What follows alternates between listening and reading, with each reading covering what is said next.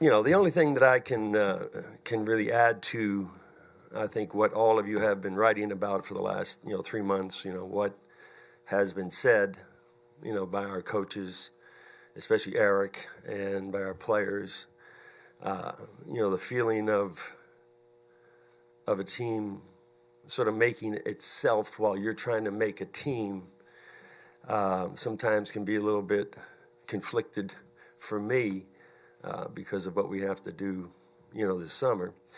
And, I feel absolutely great about what happened. I think all of you know me. I'm not happy about not being in the playoffs at all. I always had a saying, if you're going to come all the way back from 20 down and in a game, don't ever let them back in. And when you get an opportunity to do that, we had that. We let them back in, and we sort of paid the price for that. But however, that being said, that was the ultimate goal. The ultimate goal was really to get into the playoffs and compete. And I think from what we've seen already, in the playoffs, that this particular team, which made itself, through, I think, incredible coaching and leadership by Spo and his staff, also the leadership on the court by the players and coming together, it was a disappointment. So I'm not all goosebumply and fuzzy-haired. Okay, that's not my makeup, and maybe there has to be somebody like that, but I do love this team, and I love what we have built. I think last year in free agency, when we signed, I think the 5 guys,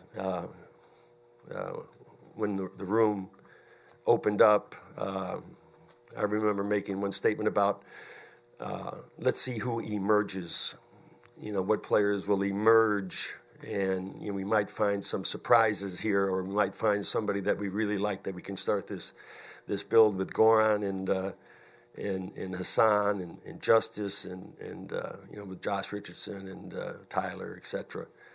And I don't think there's any doubt that there were 3 or 4 guys who emerged that we feel very good about. So while we're not in the playoffs, I think we're ahead of the game, and I think the table is set with the pick. I think we obviously know that we have flexibility in free agency, so we'll see how we do there and how that works out with our players and with other players. But it is a great disappointment, but at the same time, it was a lot of success. And so after 7 days of, wallowing in, from March 30th when we were in to April 5th when we stepped back out and never got back in, you will lament that as an ex-coach and as the president of the team. And I know Eric and I feel the same way about it. But in every adversity, I use this quote all the time. There's a seed of equivalent benefit, and I don't think there's any doubt we have found a lot of seeds to be able to plant and to make a team a lot quicker than maybe in the past. And so, with that, I'll open it up to questions. So, Pat, in terms of your strategy this offseason, are you going after another whale? Are there enough whales out there to interest you? I regret ever making that statement because, now that's always out there. I think the collective bargaining agreement is going to dictate a lot of things about free agency. And if you go back to 2010, and when we were fortunate to be able to secure, the services of LeBron and CB and Dwayne, the rules were different. The money was lower. They could sign 6-year deals. You had sign-in trades, all of those things. Today, it's a lot different. And for any great player who plays with a team is going to have to give great pause to probably walking away from, $65 to $70 million or whatever the number might be to go somewhere else. He's going to have to want to really come to you, or he's going to have to want to leave. where he is. And so we're going to focus on our guys. We're going to really focus on this group of guys. And we have found out something about, 3 of these guys that, that I felt last year that they had something, but they never were given the platform. And I think Eric gave them the platform, and then over the course of time, you could see what a player, who at times had high expectations could really do and perform and produce, and we like what we saw. So I think first things first are to really focus in on our team, and we'll always observe what's going on in free agency. We do have that flexibility, and I think as long as you have that flexibility and you have a draft pick and you have, a lot of players on your team that you like, then I think you're in a good position to move forward. Pat, along those lines of focusing on your guys this summer, was it a relief in any way and guys always say it at the end of a season, I want to stay, I want to stay, I want to stay. But was it a relief to hear James and Dion almost adamantly say that they'd really like to be part of this thing going forward? Well, I think they felt like the first time that I ever got to the Los Angeles Lakers in 1970, when I realized what a world-class organization that was, even though they lost 6 straight times to the Celtics, in the 60s. But, when I walked into my first practice at Loyola Marymount, Jerry West came up, put his arm around me and shook my hand and said, "Welcome to this team. You're going to really help us." I melted.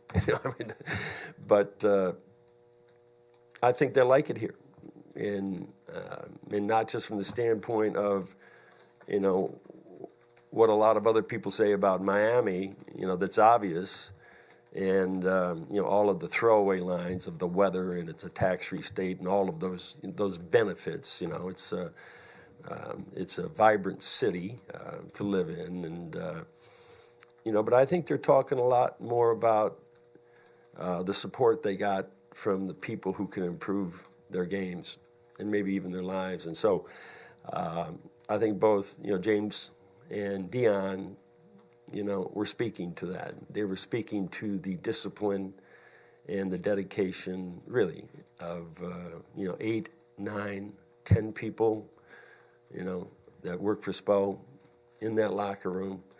And I mean this literally, that we're there from 24/7, 365 if they wanted them. And they took advantage of that. So I give James credit. I give Wayne Ellington credit. I give Dion Waiters credit. I give, Willie Reed credit. I give Luke Babbitt, any of them, that came here. And give them the credit because they took advantage of something that a lot of players, sometimes wouldn't. They'd do it half-assed or they'd do it all the way. These guys went all the way. And I was so impressed and proud of them. And then they saw the results of that.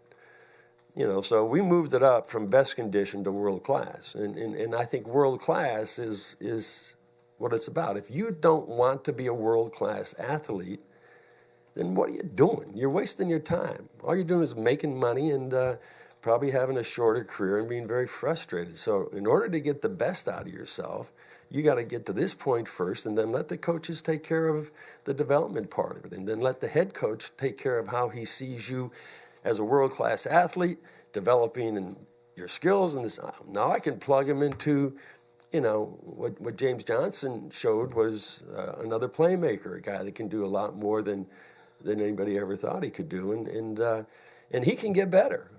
My conversation with him the other day is that there's another level for you efficiency-wise, at the end of a game. If somebody's going to put the ball in your hands at the end of the game and they want you to be, that player, then there's another level. And he knows exactly what I'm talking about. So I'm proud of these guys. I really am. I'm happy that they're here. And I'm happy that at the end of the day last summer we were able to sign them quickly,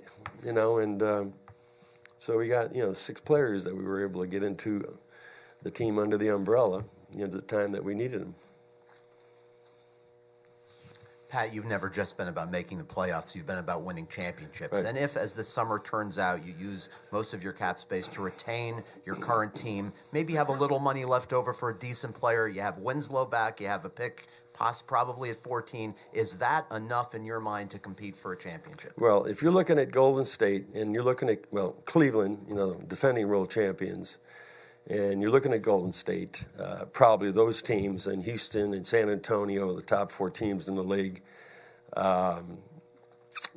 What happens, to the other teams in the Eastern Conference, the ones that have improved, with Washington, with Boston, Atlanta, so forth.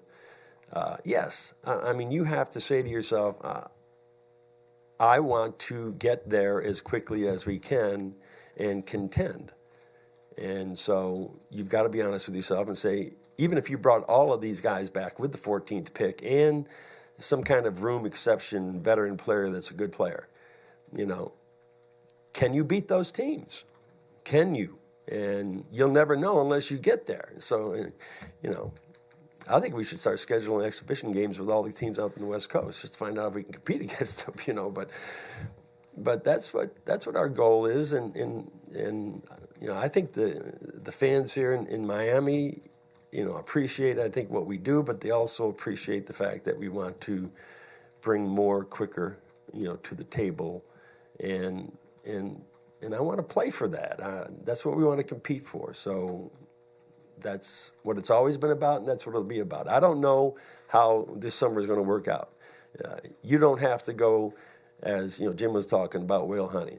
I mean, you can acquire, and I think you're going to probably be acquiring sometimes key players via trade in that aspect, instead of going out and laying out $38 million, for a guy. Some of these guys' max numbers are ridiculous, but that's the nature of the new collective bargaining agreement.